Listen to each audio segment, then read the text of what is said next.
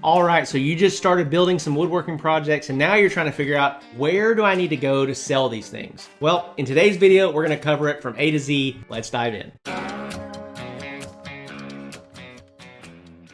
All right, well, as always, welcome back to the channel. Welcome to the podcast. If you're watching this on YouTube and you didn't know that we have a podcast, go check out the Handmade Business Secrets podcast on wherever you listen to podcasts, primarily Spotify or Apple Podcasts. Be sure to check that out. This is actually episode 351. So we've got a lot of podcast content on there. And if you haven't subscribed here, what are you doing? You need to make sure that you subscribe. So in this video, I'm going to be walking you through, how do you know where to sell your woodworking projects? Where should I be selling them? Should I be selling them in person? Should I be going to flea market? Should I be knocking on doors? Should I be on Etsy? Should I have a Shopify website? Should I be trying to sell them on Facebook Marketplace? Where do I need to be selling my stuff? So I'm going to start by sharing just a quick story from my journey, okay? When I first started my woodworking business, I live in East Texas, so I live in Longview, Texas, and about an hour from me is a little town called Canton, Texas. Canton, Texas is home of Canton Trade Days, which is the first weekend of every month. They have a massive flea market festival type event. When I say massive, it's massive. There are 30,000 people at this thing the first weekend of every month. Well, my entire plan for my business when I first started was like, I'm not going to sell anything to anybody for the first month. I'm just going to build $10,000 worth of furniture, and I'm going to take it to Canton Trade Days. I'm going to set up a booth in a good location, and I'm going to sell all this furniture over the weekend, come back with $10,000 cash, and I'm going to be off to the races in my woodworking business, which in my mind, it seemed like a really great plan. I knew that I was a good woodworker and I could build some beautiful stuff. So that's what I did. I spent the first month building all this product. I rented a trailer, loaded it all up in the trailer, took it to the booth, set it all up, and sat there from Thursday, Friday, Saturday, Sunday. And I sold $200 worth of furniture. 200 out of the 10,000. So that Sunday afternoon, I loaded all that furniture back up in that trailer and brought it all home. And that furniture became my furniture in my house for the next 2 or 3 years.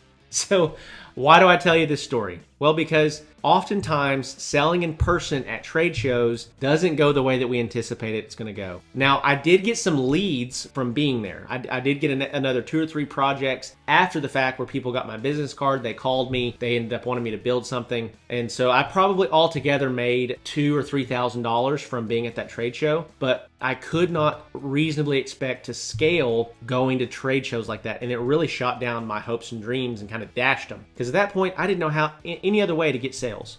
I didn't know how to do anything online or run ads or anything like that. So I would avoid selling in person at trade shows. The very first thing that I would do is I would start leveraging all the tools that you have at your fingertips online. There are so many ways to generate sales online without spending any money. And so the very first thing that I would do is I would be posting on Facebook Marketplace, and I would be finding all of my local Facebook groups, say within 200 or 300 miles of where I am. And I would start posting inside these Facebook groups, doing introductory posts. Hey, my name is Zach Vaught. This is a picture of me and my beautiful family. I've got a wife and 3 kids, and I own, insert the name of your business. This is what we specialize in, and you got a bunch of pictures of those things. We're running a 25% off sales event. If you'd like a quote on anything that you see here or have a custom project in mind, I would be happy to serve you. Just be sure to send me a message. Thanks so much. Those types of posts inside of local Facebook groups go a really, really long way. We have guys inside of the Woodworking Business Accelerator program that are taking that strategy and they're doing $10,000, $15,000, $20,000 a month organically, right? Which means that they're not spending any other money. They're just literally posting in groups and posting on Marketplace, and they're getting a ton of traction. Now, on Marketplace, the thing that most people do on Marketplace where they go wrong is they make one Marketplace listing.